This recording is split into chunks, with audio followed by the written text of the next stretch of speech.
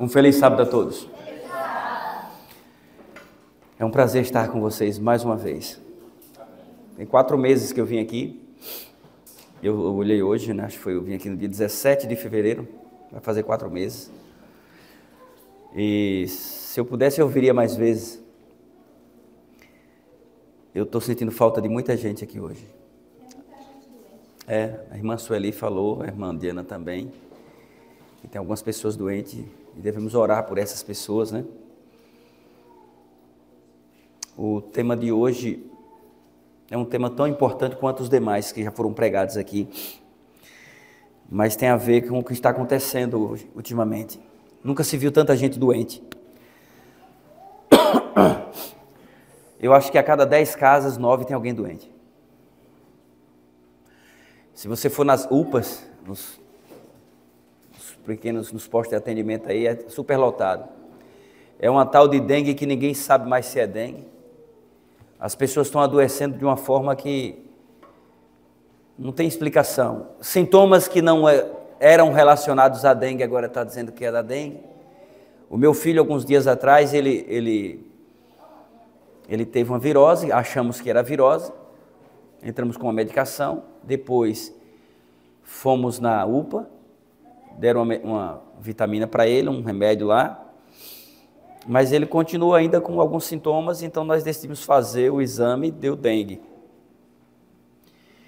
Porque a dengue ela não aparece de imediato, ela está no corpo, mas só vai aparecer depois de 7 dias. Por isso muita gente está fazendo e dá não reagente, acha que não está com dengue. Faz logo de imediato, só vai aparecer depois. Mas só que ele apareceu com um quadro que me preocupou. Eu cheguei em casa um dia de segunda-feira à noite, ou foi terça, e ele veio ao meu encontro dizendo que estava com a boca tortando assim. E falava e a boca não vinha para o lugar. Eu digo, para com isso, por conta do aparelho que tu usa. Ele disse, não pai, está estranho. Aí minha esposa tinha saído, ela tinha saído para assar uns milhos com a irmã e mais os outros, e ele resolveu ficar. E aí eu achei que ele realmente, por um cesto de tarde, pessoal, quando põe aparelho, eu tiro por mim, começa cada um ter um cesto. Um fica assim, outro fica assim, né? A maioria que já usou aparelho sabe o que eu estou falando. E eu digo que nada, isso aí é porque tu ficou com um cesto. Mas ele continuou, e daí a pouco ele já começou entortando tudo, olho, boca e mãos. Aí me preocupei. Liguei para minha esposa, mas não esperei ela chegar, peguei a moto e arrastamos para a UPA. Quando chegou na UPA, ele disse, pai, parou. E eu olhei, a UPA estava lotada, tinha mais de 100 pessoas. Eu digo, não, então é melhor levar para casa. Ele não tá, as plaquetas dele estavam baixas por conta da dengue. Bora voltar, já que melhorou. Nesse trajeto de volta, ele vomitou. Aí eu digo, você vai deitar em minha cama, eu vou ficar ali observando. Fui tomar um banho e fiquei observando. Daí a pouco ele continuou e piorou. Aí eu já fiquei louco, eu disse, meu Deus, o que é que eu faço? E rastro ele para a UPA de novo. Ele tem 13 anos, mas é maior que eu. Olha, eu vou dizer uma coisa, eu não desejo para ninguém o que eu passei. Aí minha esposa já chegou também e ele começou a se contorcer como se estivesse dando um AVC. E tossia, parecendo até... Teve uma mulher que estava dizendo que ele estava possuído. Eu digo, pelo amor de Deus. Algumas pessoas que não entendem confundem uma deficiência física, alguma coisa, com possessão. Tem que estudar sobre isso. Existe característica de quem está possesso. Mas eu prefiro ficar quieto. E o menino continuou e a gente foi lá, pediu para dar prioridade, mas eles não davam. E eu entrei chorando, meu filho está tendo um AVC, gente. Aí foi que deixaram entrar. Para resumir, ele ficou lá, teria que fazer uma ressonância. No outro dia era feriado, dia do trabalhador, feriado nacional. E aí eu tivemos que fazer a ressonância depois. Mas assim que deram uma medicação a ele, um calmante, ele relaxou, parou e não voltou mais os sintomas. Aí eu fui investigar para saber o que estava acontecendo. Muitas pessoas estão tendo isso, por conta, alguns dizem que é a dengue. Mas pesquise em todo lugar, você não vai ver isso, não é reações da dengue. A medicina não tem explicação ainda, os médicos não souberam explicar. Então assim, por que eu fiz esse comentário? Porque muitas pessoas estão tendo sintomas diferentes, coisas que não aconteciam e está tendo. A terra está doente. A terra, modo de falar, as pessoas estão doentes. E nós não sabemos o que está acontecendo. Porque até se falarmos que foi por conta da Covid ou da vacina, posso ser taxados de negacionistas, né? Anti-vacina. Não, eu sou a favor da vacina. Principalmente a vacina que cura, né? E tem pessoas que não tomou vacina, mas também tem esses problemas. Mas teve Covid. Teve Covid, então eu não sei se é uma variação da Covid, uma sequela da Covid, ninguém sabe. Se a medicina não sabe, quem sou eu para saber? Mas alguma coisa está acontecendo. Parece verdadeiramente que nós estamos numa guerra espiritual. E quando estamos em guerra espiritual, a nossa vida física sofre. Agora que a nossa vida espiritual não esteja abatida. Amém? Amém. Eu quero perguntar se tem alguém que nos visita que ainda não é batizado na Igreja Adventista. Tem alguém aqui? O irmão ali? Seja bem-vindo, meu irmão. Como é o seu nome? João. Seja bem-vindo, é um prazer lhe conhecer. Acho que tem mais alguém que eu não conheço aqui. Acho que conheço todo mundo, né? Conheço, já lhe vi aqui, né? Já. Isso. Sejam todos bem-vindos. Nós vamos abrir as nossas Bíblias na segunda carta de Crônicas, segunda carta das Crônicas dos Reis de Israel, capítulo 7. Capítulo 7 e o verso 11 ao 22. Eu estava conversando com o irmão Leo pelo WhatsApp essa semana. Eu preciso marcar um dia para vocês ir lá no São Luís, na igreja que eu congrego, para vocês cantar essas músicas bonitas aqui, que esse coral de vocês é muito bonito, gente. Só que eu sou displicente, eu acabo pegando compromisso demais e não fico na igreja. Eu digo, como é que eu vou chamar vocês e eu não vou estar na igreja? Aí eu tenho que ver aí novembro, talvez, porque novembro eu ainda não peguei nenhuma data ainda, né?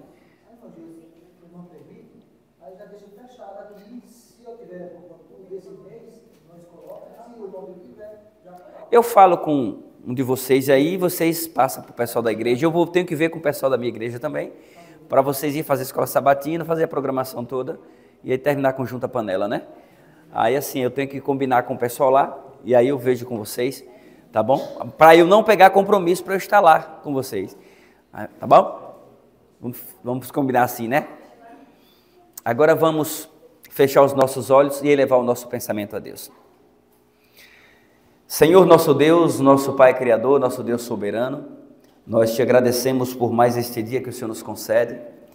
Eu quero mais uma vez te agradecer pela vida dos teus filhos. Eis aqui os nossos irmãos, nossas irmãs. Que o Senhor possa continuar os abençoando, os guardando e os protegendo. Gostaríamos que estivessem todos aqui, mas infelizmente alguns não puderam, alguns estão com sua saúde debilitada. A irmã Vavá, a irmã Helena, a irmã Danila, a irmã Irene, se eu não me engano. Tem muitas pessoas, o Senhor conhece cada uma delas, porque são tuas filhas, são teus filhos, o Senhor sabe das suas limitações. E nesse momento eu quero suplicar em nome do teu Filho Jesus, que o Senhor possa ir ao encontro de cada uma dessas pessoas que se encontram enfermas, que o Senhor possa, Senhor Deus, entrar com a providência necessária, que o verdadeiro diagnóstico, Senhor Deus, venha de Ti, que vai ser uma cura restauradora física e espiritual na vida dos Teus filhos. Por favor, Senhor, abençoa essa igreja. Essa igreja, Senhor, nasceu para brilhar, porque ela nasceu para Te servir. O projeto dessa igreja é um projeto do céu. Então, que o inimigo não venha triunfar sobre a vida dos membros dessa igreja, Senhor. Tenha misericórdia da vida de cada um deles e que eles possam entender que são Teu povo e que estão aqui com uma missão a ser desempenhada, que é honrar, glorificar e exaltar o Teu santo nome na pregação do Evangelho. Por favor, Senhor, nos abençoe nessa manhã de sábado. Unge-nos com a presença do Teu Santo Espírito, pois queremos nesse momento consagrar as nossas vidas a Ti. É o que Te pedimos e honrosamente Te agradecemos e temos certeza que iremos receber tudo, porque nós Te pedimos em nome do Senhor Jesus Cristo. Amém. Segunda Crônicas dos Reis de Israel, capítulo 7, versículo 11, diz o seguinte: Assim Salomão acabou a casa do Senhor e a casa do rei. Tudo quanto Salomão intentou fazer na casa do Senhor e na sua casa, prosperamente o efetuou. De noite apareceu o Senhor a Salomão e lhe disse: Ouvi a tua oração e escolhi para mim este lugar para a casa do sacrifício. Se eu cerrar os céus de modo que não chova, ou se ordenar aos gafanhotos que consumam a terra, ou se enviar peste entre o meu povo, se o meu povo, que se chama pelo meu nome, se humilhar e orar, e me buscar, e se converter dos seus maus caminhos, então eu ouvirei dos céus, perdoarei seus pecados e sararei a sua terra. Estarão abertos os meus olhos e atentos os meus ouvidos à oração que fizerdes neste lugar. Porque escolhi e santifiquei esta casa, para que nela esteja o meu nome perpetuamente. Nela estarão fixos os meus olhos e o meu coração todos os dias. Quanto a ti, se andares diante de mim, como andou Davi teu pai, e fizeres segundo tudo o que te ordenei, e guardares os meus estatutos e os meus juízos, também confirmarei o trono do teu reino, segundo a aliança que fiz com Davi teu pai, dizendo, não te faltará sucessor que domine em Israel.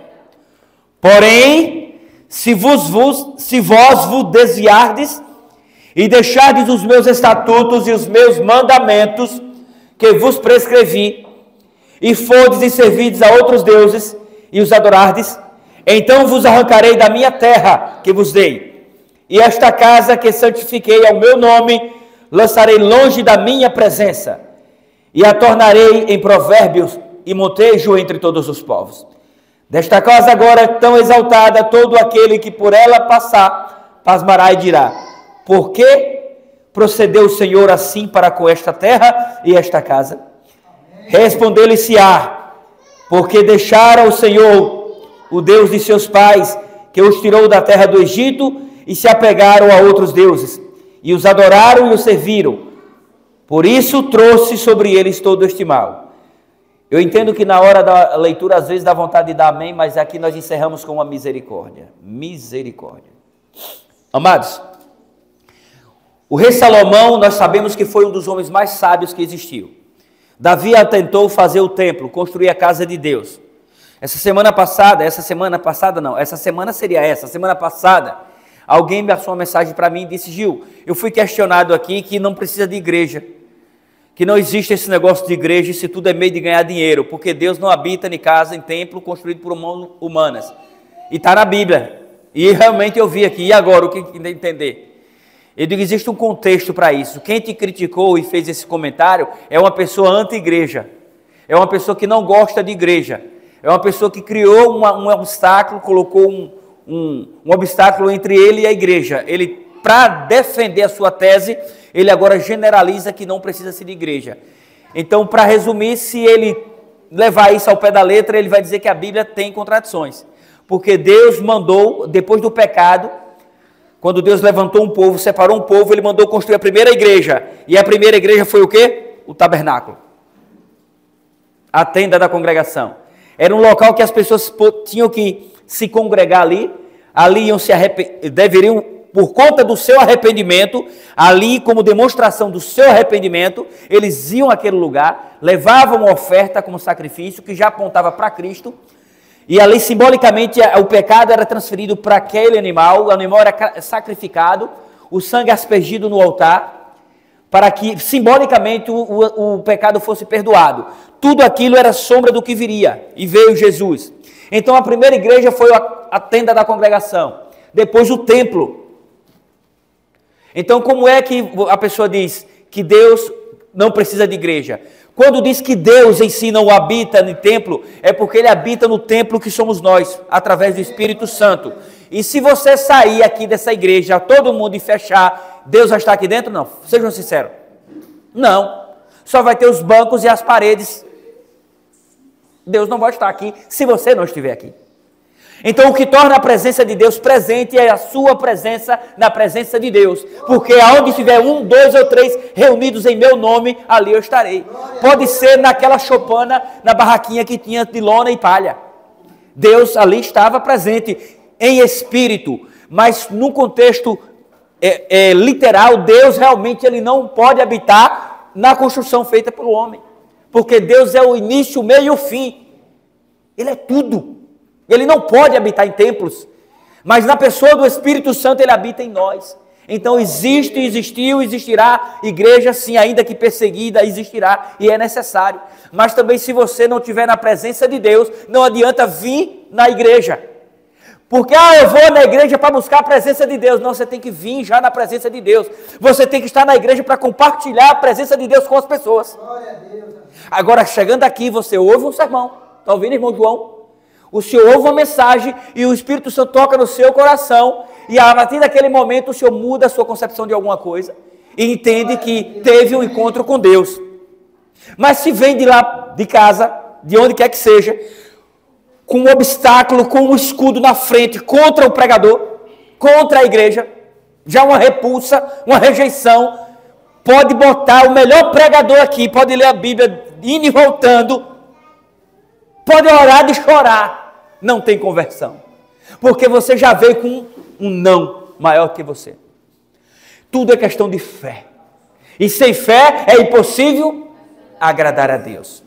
Então Salomão fez o templo porque o seu pai não podia, a princípio sim, depois não, e essa missão foi designada para Salomão, e Salomão construiu o templo, e era muito esplêndido e bonito, e agora na dedicação do templo, Salomão pede ao Senhor que ouvisse a oração do povo toda vez que o povo estivesse em aflição, e quer que estejasse em qualquer lugar, se tão somente eles virassem para o lado de Jerusalém, que Deus pudesse ouvir suas orações.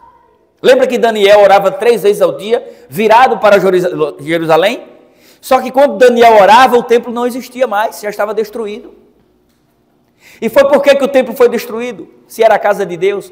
Porque o povo que é o verdadeiro templo de Deus se apostatou. Por que a terra está doente?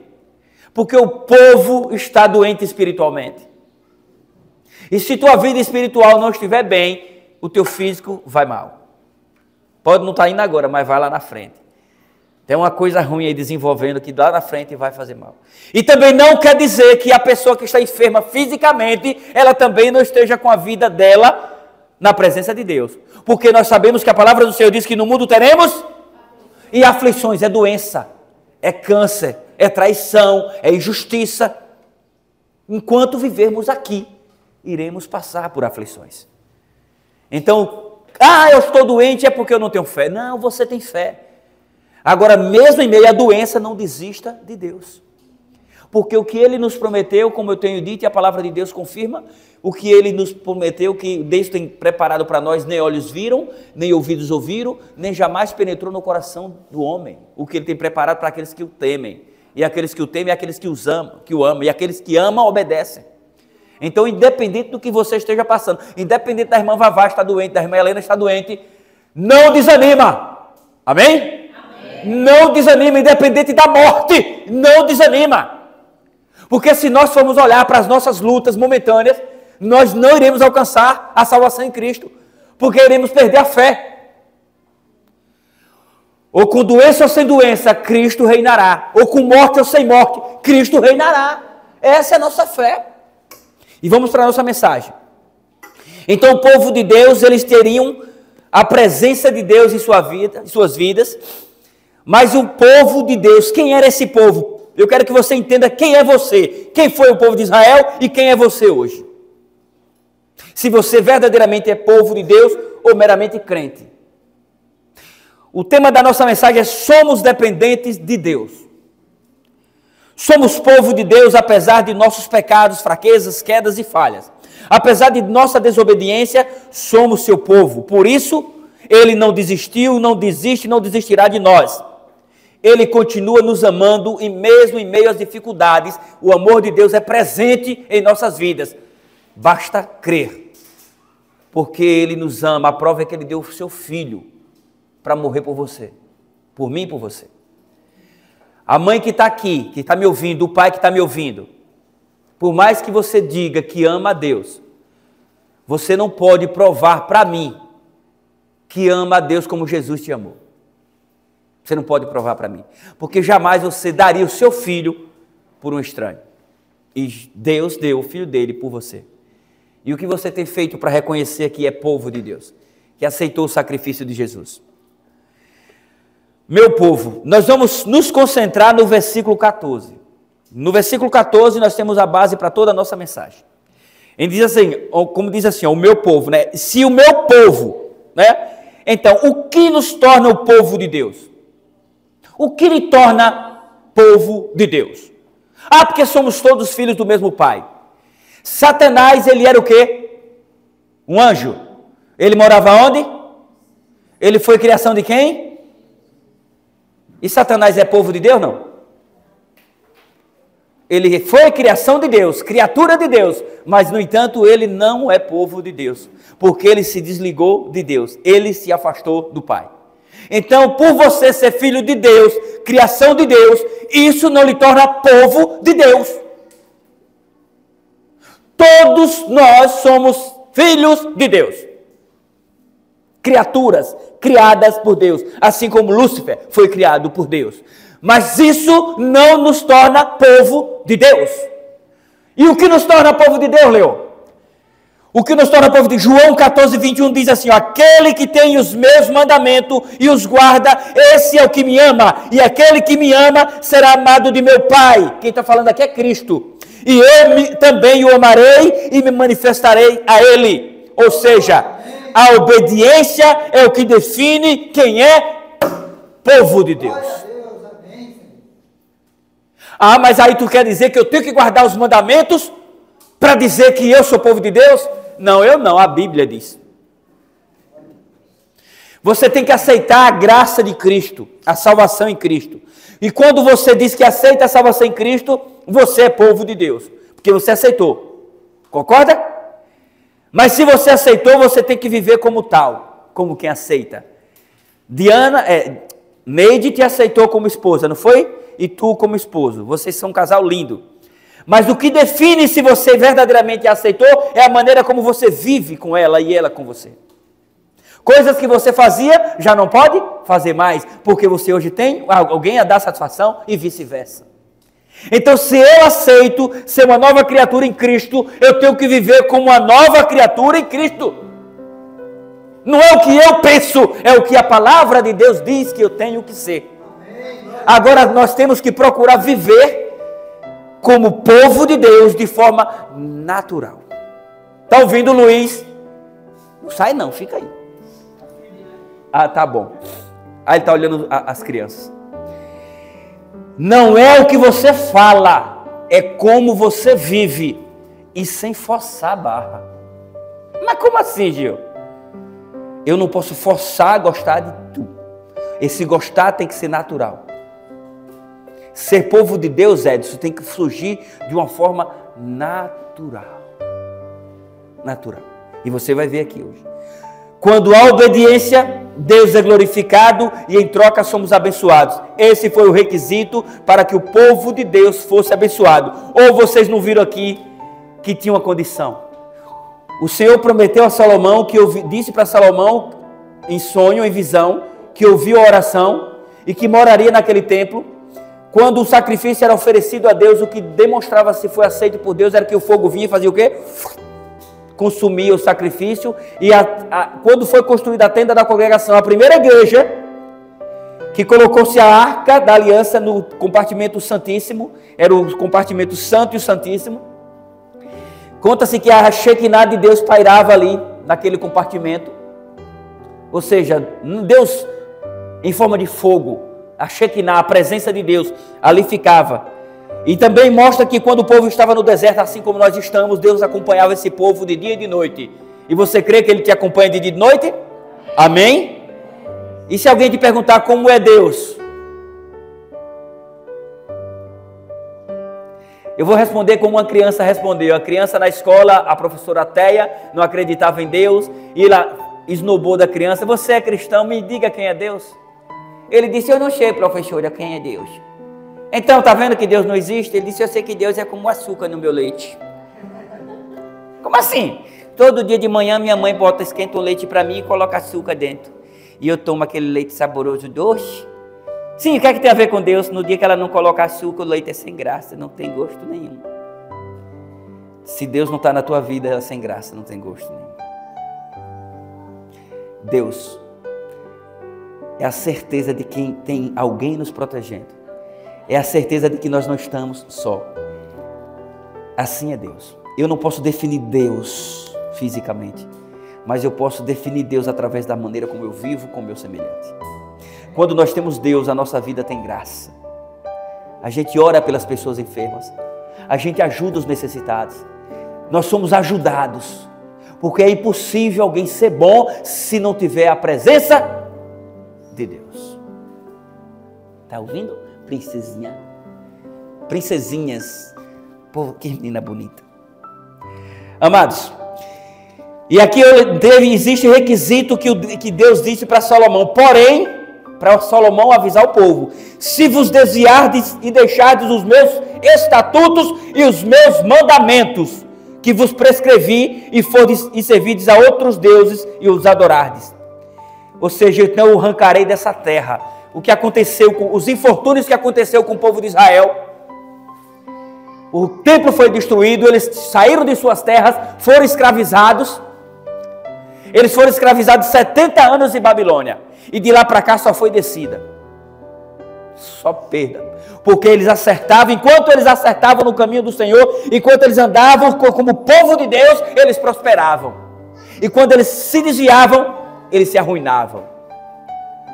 E é por isso que nós estamos vendo muitos países, muitas cidades sendo destruídas. Não quer dizer que toda destruição, aqui teve no Rio Grande do Sul, isso foi Deus que mandou? Não. Então ele não tem poder sobre o ser humano? Tem. E por que ele deixou? Aí você pergunta a ele. Ele é seu pai também. Ele criou. Ele pode destruir ou pode permitir que se destrua. Você tem ideia do que a maldade, tamanha maldade está no coração do ser humano? E mesmo diante dessa catástrofe no Rio Grande do Sul, muitas pessoas naquele dia choraram, oraram, né? Mas depois que passar, que checar tudo, que construir suas casas, a promiscuidade volta tudo de novo. Quer uma prova disso? Há 4 anos atrás, quando surgiu o coronavírus, as igrejas fechadas, pessoas morrendo, todo mundo aqui pedindo oração para os seus familiares, pessoas aqui perderam seus entes queridos, não foi? Naquela época eu achei que essas igrejas iam estar abarrotadas de pessoas clamando pela presença de Deus. Porque a terra estava doente, ou as pessoas estavam morrendo. Você não tinha o direito de velar um corpo do seu parente, não foi assim? E passou o coronavírus, as igrejas encheram não? Esvaziaram mais. Foi Deus que mandou a maldade? Não, é que o ser humano, quando se afasta de Deus, o mal toma o lugar de Deus. E quando o mal chega, a morte também chega. O sofrimento, a destruição. E muitas pessoas verdadeiramente estão sofrendo. Não é que Deus mandou, Ele permite. Porque quando eu me afasto de Ti, Senhor, eu estou me aproximando de quem? Do capeta. Isso é fato. Ou você há de andar com um ou com o outro. Sozinho, você nunca vai estar. E se tiver a presença de Deus, ainda que o mar transborde e que as montanhas caiam, você vai ser vitorioso. É só você crer. Agora é questão de fé. E não existe fé sem prova. Eu creio, mas eu não vou para a igreja não. Eu vou ficar em casa, lá tem um bocado de irmão metido a besta. Isso é fala do capeta. Eu já tive essas falas, eu já tive esses pensamentos. Para que igreja? A igreja não salva não, mas o dono da igreja salva, que é Cristo.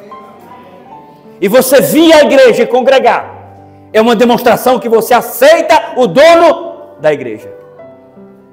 Amados, primeiro ponto é: se somos o povo, somos obedientes, procuramos viver na presença do Senhor.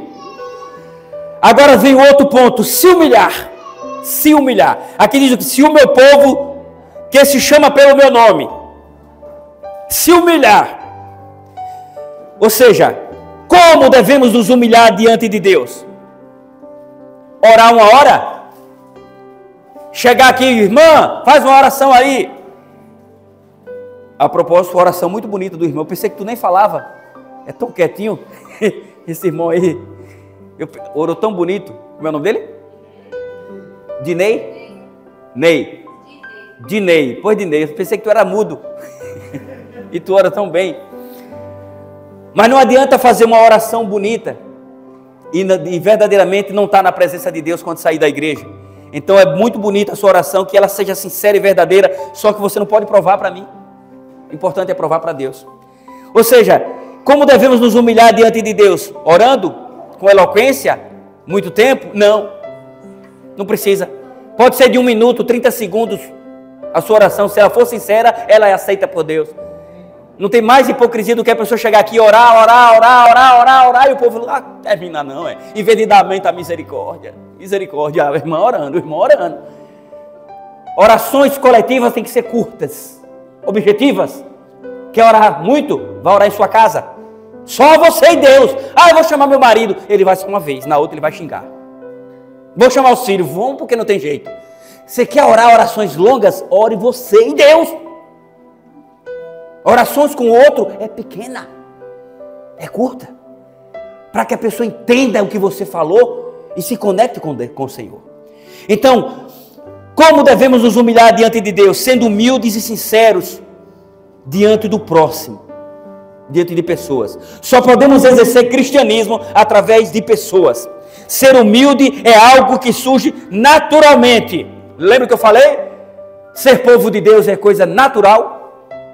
Então não precisa fazer nada. Precisa. Vem à igreja. Mesmo contra a vontade? Sim, mesmo contra a vontade. E vai chegar um momento que você vai viver de forma que você não consegue viver sem vir mais à igreja. Porque tudo aquilo que você pratica vira hábito. Você não viciou no passado em alguma coisa, como eu na cachaça, no cigarro, na prostituição? Hoje eu quero viciar na palavra de Deus. Eu quero viciar em servir a Deus. Eu quero estar viciado em Cristo. Só que eu só posso exercer esse vício, esse cristianismo através de pessoas. E é isso, se humilhar diante de Deus é algo que vai ser natural. Se for forçado, não é humildade, é hipocrisia. Primeiro passo, presta atenção aqui, se você já fez isso, não faça mais. Nunca abra a boca e diga, eu sou uma pessoa humilde. Deixou de ser. Eu vou perdoar porque eu sou uma pessoa boa. Deixou de ser, boa coisa nenhuma, ser metida besta. Eu vou perdoar porque o Senhor disse que eu tenho que perdoar. Porque de mim mesmo eu arrancava seu pescoço. Mas por Cristo, eu vou lhe perdoar. Mas de mim mesmo minha vontade era te esganar a miséria. Mas pelo amor de Cristo que habita em mim, e por Ele também me perdoar pelos meus pecados, eu te perdoo. Por isso que eu, Nazaré, te perdoo em nome de... Você entendeu agora? Então não vem para cá dizer eu sou bom, eu sou humilde, não. Se não for com sentimento verdadeiro de cristão, é hipocrisia. E também se for forçado, falar por exibicionismo, é hipocrisia. Amados, veja o que disse Paulo em Colossenses 3,12. Não precisa abrir a Bíblia não, para nós não perder tempo. Mas tá aí, se quiser conferir em casa depois, confira. Portanto, como povo de Deus, presta atenção, como povo de Deus, revistam-se de profunda compaixão, bondade, humildade, mansidão e paciência. Isso aqui me entristece. Porque eu digo também que sou povo de Deus. Mas quando alguém pisa no meu calo, paciência e mansidão. É um dos frutos do Espírito Santo. Parece que em mim pediu férias e nunca voltou. É sério. Eu preciso de paciência e mansidão. Eu preciso. No momento mais oportuno que eu preciso mostrar que sou cristão e que eu tenho que demonstrar equilíbrio, mansidão e paciência, às vezes eu envergonho a Cristo. Semana passada mesmo começamos uma conversa ali num determinado local. E quando eu percebi, o cara tá, calma rapaz, eu não estou brigando não. Eu não quero brigar não, pô. Eu digo, misericórdia, e eu sou o cristão. Eu sou o cristão. Eu me digo cristão, eu prego. Eu faço semana de oração, eu dou estudo bíblico. Eu quero apresentar Cristo para as pessoas. Desse jeito? Me exaltando com meia dúzia de palavras, inchando o pulmão. Para querer falar mais alto do que o outro. Para querer sair ganhando na discussão. Que vergonha. Mas sabe o que é que me alegra? É que eu reconheci que eu errei, que estou errando. Então o que importa é nós tentarmos todos os dias exercer a mansidão e a paciência. Eu não morri ainda? Então tem chance. Amém? Orar e me buscar. Se humilhar, orar e me buscar. Se somos seu povo, precisamos ter aproximação com Cristo, com Ele. A oração e a leitura da Bíblia são os únicos meios de nos aproximarmos de Deus. Eu não gosto de perguntar e não vou perguntar quanto está estudando a Bíblia e a lição diariamente. Eu não vou fazer essa pergunta, eu não quero lhe constranger. Mas se você não tem tempo para Deus, Ele não vai ter tempo para você. Senão, quando você sair, o capeta arrumar uma cilada para você, e você falar, Senhor, Ele pode dizer ao teu ouvido, eu estou no lugar que você deixou. Eu estou justamente no mesmo lugar que você me deixou. Você saiu de casa pensando em ganhar dinheiro, de chegar cedo no trabalho, e não me convidou para estar com você. Pense bem. Buscar. Orar e buscar. Nas primeiras, durante e nas últimas horas do dia. Lembra dos capeta que foi expulso do céu? Ou você acha que ele pediu férias de você, Roberto? Quando você vai para Ipirá? Ou quando você vai para Capim Grosso? Ou quando você vai para a roça? Não pediu férias nem de você, nem de mim, nem de ninguém. Ele está do lado de cada um de nós, os demônios, tentando nos destruir. E a única maneira que nos torna imunes às investidas do capeta é buscar e orar. E é através da leitura da Bíblia, da oração sistemática. Você não precisa fechar os olhos para orar quando está dirigindo. Eleva o teu pensamento ao Senhor, quebranta o teu coração. Vai relembrando as besteiras que falou. Senhor, me perdoa, não devia ter feito aquilo. Dirigindo e falando, pensando, não precisa falar, pensa. O Senhor, o Espírito Santo está pegando as tuas palavras e apresentando ao Senhor Jesus, que é o nosso advogado justo e fiel. Pois esse é mais um dos pontos que nos define como povo de Deus. Ou seja, nós devemos nos aproximar dele através da oração e da leitura da Bíblia. Porém, a nossa oração é obrigatória, mecânica e formal, ou sistemática, espontânea e espiritual? Será que você ora só porque é crente, só porque tem que orar? Ou é por vontade de falar com Deus? Às vezes eu tenho vergonha da minha oração, irmã Neide. Doido para dormir, ou para pegar no celular se dormir. Isso é comportamento de crente? Aí eu faço aquela oração formal e mecânica. Obrigado pela minha casa, pelos meus filhos, pelo alimento, pela água, pelos clientes. Obrigado pela saúde. Cuida de nossa família, dos nossos irmãos na fé, em nome de Jesus. Amém. Aí diz, eu estou com sono, né? Aí pega no celular, pronto, o sono vai embora. Não brinque não, que você também faz isso. Mas deixa de fazer. Não é assim? Que oração fajuta. Imagina se fosse para você receber de Deus o conteúdo dessa oração hipócrita e fajuta. Você estava ferrado. Ainda bem que Deus é misericordioso. Oração tem que ser sincera, ainda que curta, mas seja sincera. Não como a oração do fariseu. Pode ser a oração do publicano. Ó Senhor, tem misericórdia de mim que sou pecador. Eu não consigo orar com fé, me perdoa. Pronto, faça isso. Vai ser aceita. Mas ore. Não temos que orar para dizer que somos seu povo. Oramos porque somos seu povo. E a oração e a leitura da Bíblia são os únicos meios de diálogo entre nós e Deus, entre Deus e seu povo. A oração e a leitura sistemática da Bíblia nos aproxima de Deus. Eu já fiz o ano bíblico. Não tem negócio de eu já fiz, eu estou fazendo. Crente não fala eu já fiz. Já fiz, mas estou fazendo. Eu gostava muito de ler a Bíblia, mas eu lia muito a Bíblia para bater nos adventistas. Veja que burrice, né? Eu via tanta coisa na Bíblia que hoje eu concordo, e antes eu achava que era só para poder bater nos adventistas. E eu leio, faço ano bíblico, leio um capítulo, leio o comentário do capítulo, tento aplicar para aquela época e para hoje, e todo dia eu me surpreendo. Eu digo, como é que eu nunca vi isso? Como é que eu nunca tinha entendido isso? Então, quando a palavra do Senhor diz que a palavra do Senhor se renova todas as manhãs, é porque a nossa mente, ela vai se abrindo igual um leque. Ela faz isso amanhã. Uma luz, 2 luzes, 3, e assim vai a vida toda. Enquanto você viver, todos os dias você vai se surpreender com a palavra de Deus. Amém? Porque o Deus dessa Bíblia, Ele vive e reina.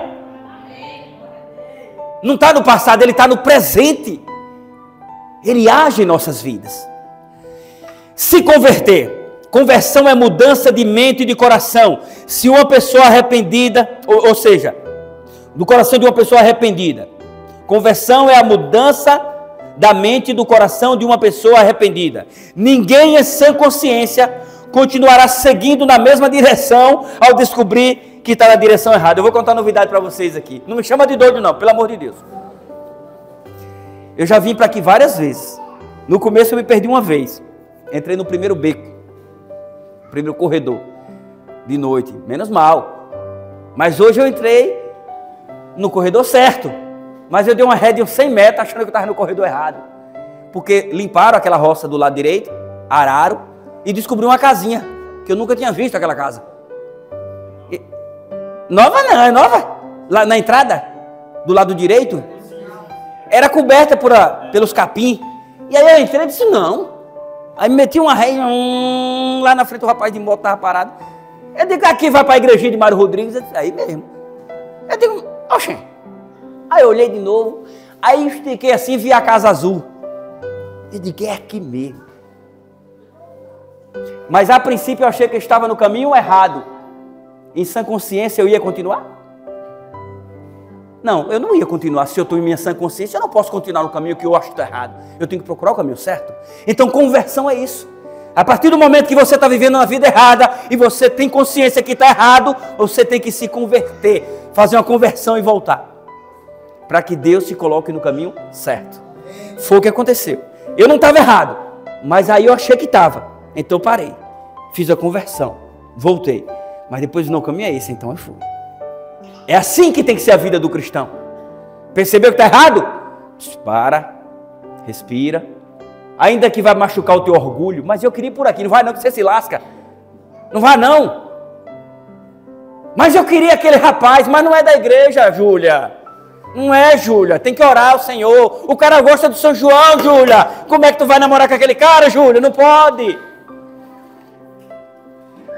Ora que o Senhor vai preparar o varão certo. Ah, mas eu gosto. Tu gosta de ficar em casa chorando e ele na festa com outras? Tu vai gostar disso? Então há caminhos que ao homem e à mulher parece certo, mas o seu fim é caminho de morte. Conversão. Esse é o segredo.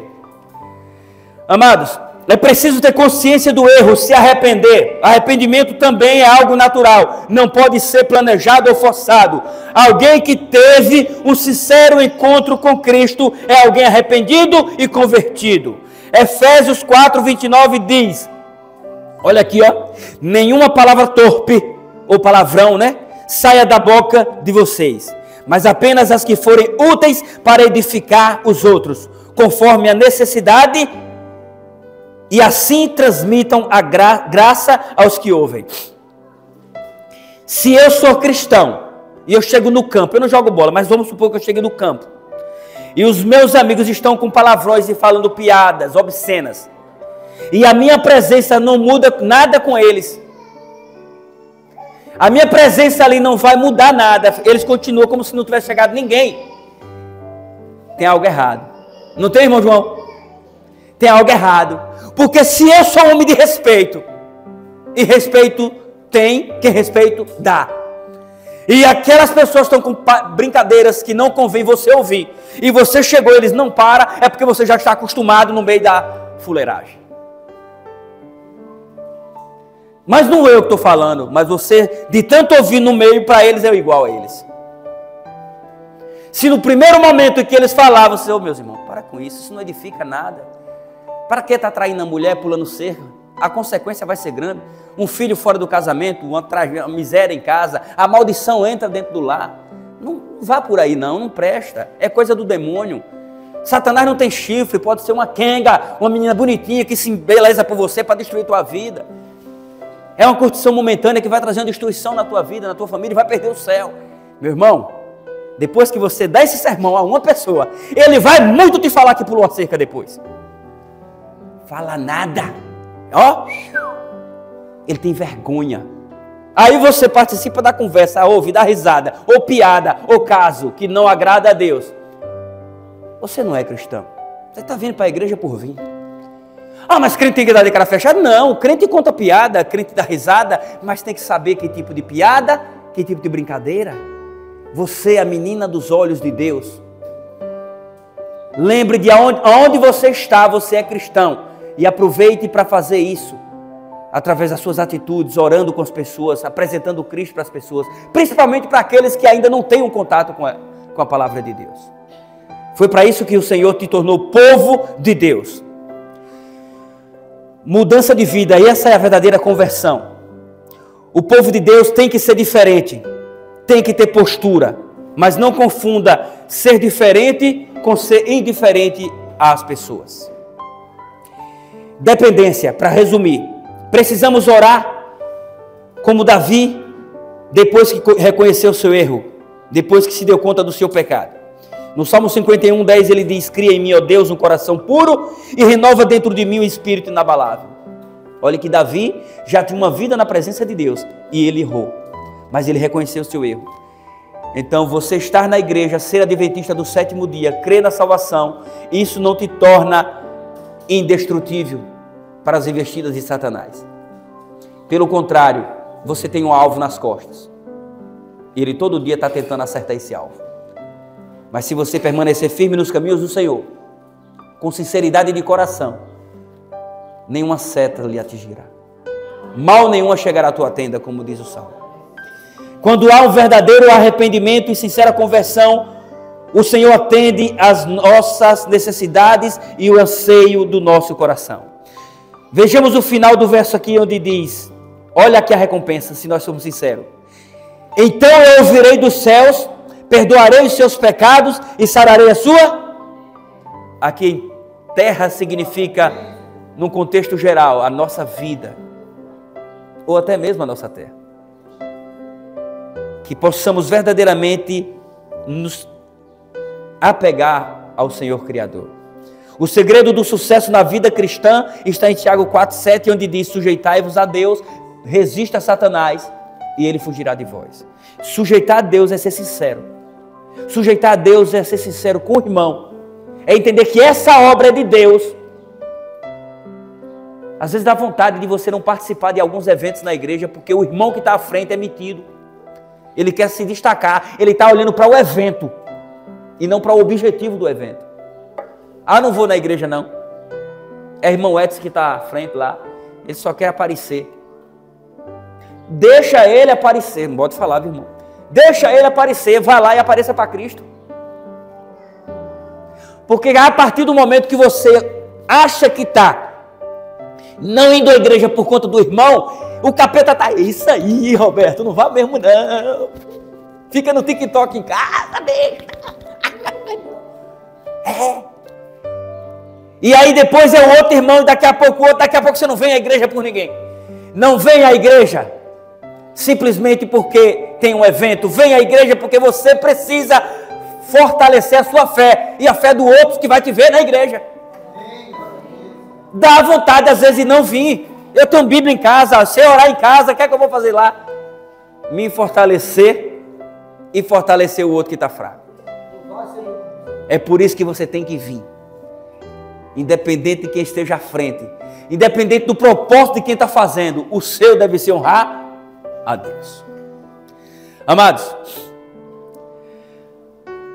nós devemos nos sujeitar a Deus, resistir a Satanás e ele fugirá de vós. Para isso é preciso orar, que é o primeiro ponto, buscar, que é justamente sinônimo de oração, arrepender, o efeito da oração, se converter, é o resultado da oração. Esse é o único meio. Não desista de buscar a Deus. Às vezes, verdadeiramente, às vezes ficamos inseguros com o amanhã. Nos desestimulamos, ficamos sem motivos, achando que não temos motivos para continuar. O problema é que às vezes, quando nos desanimamos, é porque nós nos achamos autossuficientes. Se você for na história do povo de Deus, todas as vezes que o povo de Deus pecou, é porque eles estavam com fome, estavam na seca. É porque eles estavam passando por dificuldades, aí eles pecaram? Não. É porque eles estavam saudáveis, com os tanques cheios, eles estavam com gado no pasto, eles estavam com dinheiro no banco, eles estavam com saúde.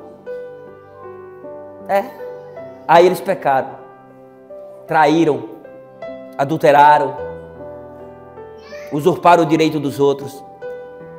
Então todas as vezes que você se achar autossuficiente, você se enfraquece diante de Deus. Foi assim com o povo de Deus no passado, e é assim no presente, e será assim no futuro.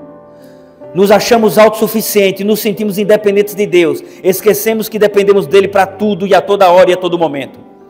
Cuidado, isso é um perigo. Sem ele ficaremos vulneráveis às investidas de Satanás, o inimigo de nossas almas. João 15,5 diz: eu sou a videira e vós sois? Aquele que permanecer em mim dá muitos frutos, porque sem mim nada podeis fazer. Que possamos entender que precisamos de todos. Todos nós somos falhos, temos defeitos, temos qualidades, mas não podemos falar das nossas qualidades, porque às vezes se você começar a falar demais da sua qualidade, a sua qualidade passa a ser o exibicionismo, e as pessoas vão entender que você é metida besta, que você é a última, quer se sentir a última bolacha do pacote. Que motivo tem uma pessoa chegar para você e dizer: eu sou bom nisso, eu sou bom naquilo, eu faço isso, eu faço aquilo, eu tenho isso, eu tenho aquilo? Eu te perguntei. Não é só para se aparecer? Né? Aí eu chego, lembra que eu falei que tinha contado comprar uma Toro, depois até uma SW4? Nunca cheguei com ela aqui. Por quê? Porque eu não quis? Não, porque não deu. Mas eu não preciso chegar aqui dizendo: estou comprando uma, estou juntando dinheiro. Para quê? E aquele que está juntando para comprar uma bicicleta, vai se sentir como? Você entendeu agora? Não precisa contar vantagem, não. E também não precisa dizer: se eu estou juntando para comprar uma bicicleta, não precisa contar miséria, não. Vai trabalhar, fica calado. E Deus vai te honrar. Porque tem uns também que abrem a boca para contar vantagem, enquanto o outro só abre a boca para contar desgraça. Não é assim? Nós precisamos ter, equilíbrio. Dependentes de Deus. Dependa de Deus para tudo, para falar, para pensar e para agir, e você vai acertar mais e errar menos. Conta-se uma reflexão. Eu acho que eu já contei essa reflexão aqui, mas eu vou repetir. É um pouco engraçada, mas tem sentido. Às vezes nós nos achamos sábios, nos achamos bom. Talvez o seu João, irmão João, ouça essa reflexão, essa história. Às vezes nós nos achamos conhecedor da verdade, dono da razão, e erramos por conta disso. Um homem chegou, ele sempre levava pessoas para uma clínica psiquiátrica. E certo dia ele chegou para o médico responsável por aquela clínica, que ele havia ido levar os pacientes. Ele disse: eu tenho uma curiosidade e quero que o senhor me tire uma dúvida. Como o senhor sabe quais são as pessoas loucas que precisam ficar internadas? Que diagnóstico preciso o senhor tem para isso? Para diagnosticar loucura numa pessoa? O médico disse: na verdade, todos nós temos um teor de loucura, porém uns mais elevado do que outros. Mas vamos fazer um teste para ver se o senhor é louco. O motorista disse: eu louco? Você está doido? Não, vamos fazer um teste. Veja aquela banheira lá no canto, você está vendo? Estou vendo a banheira. Ela está cheia de água. Sim. Eu quero que o senhor vá lá e esvazie a banheira. Sério? Porém assim, tem um copo, tem uma colher e um caneco. Não, tem um copo, né? Caneca e copo está bem parecido. Tem um copo, tem uma colher e um balde. Eu quero que o senhor esvazie essa banheira. Sério? Esse é o teste? Vou lá. Chegou lá, pegou o quê? E começou, esvaziou todinha, disse: pronto. Disse: eu lhe falei que tinha uma banheira cheia de água e que ao lado tinha um balde, um copo e uma colher. Mas eu não lhe falei para usar nenhum dos três. Era só tirar a rolha embaixo. Seja bem-vindo. Vou fazer seu internamento. Você também é louco. Você entendeu agora? Que não existe ninguém 100% sabido. Todos nós temos um teor de burrice. e que nós não devemos julgar ninguém. Em resumo, todos nós devemos ser dependentes da sabedoria suprema de Deus. Sábio é Deus. Por isso nós temos que ser seus eternos dependentes. Senhor nosso Deus, nosso Pai Criador, nosso Deus mantenedor e provedor. Te agradecemos por estes momentos no qual passamos meditando na Tua Palavra, nos Teus ensinos para nossas vidas. Nós entendemos, Senhor Deus, que somos Teu povo, fomos criados por Ti, somos Teus filhos, porém que não basta dizer que somos Teus filhos, precisamos viver como os Teus filhos, para que possamos verdadeiramente ser Teu povo. Nos dá força, Senhor Deus, para podermos Te obedecer, para demonstrarmos para o mundo, Senhor Deus, que a obediência não é forçada, é algo natural e espontâneo unicamente por conta da graça do Teu Filho Jesus Cristo. Porque a obediência sincera e verdadeira, ela é uma obediência por gratidão, não por medo. E essa é a obediência que queremos ter para contigo, Senhor. Eu te peço que o Senhor continue abençoando cada família aqui representada. Que essa igreja possa, Senhor Deus, continuar sendo a menina dos Teus olhos. Que esse seja o povo escolhido por Ti para o representar nessa região. E aonde quer que eles estejam, eles possam entender que faz parte do povo de Deus.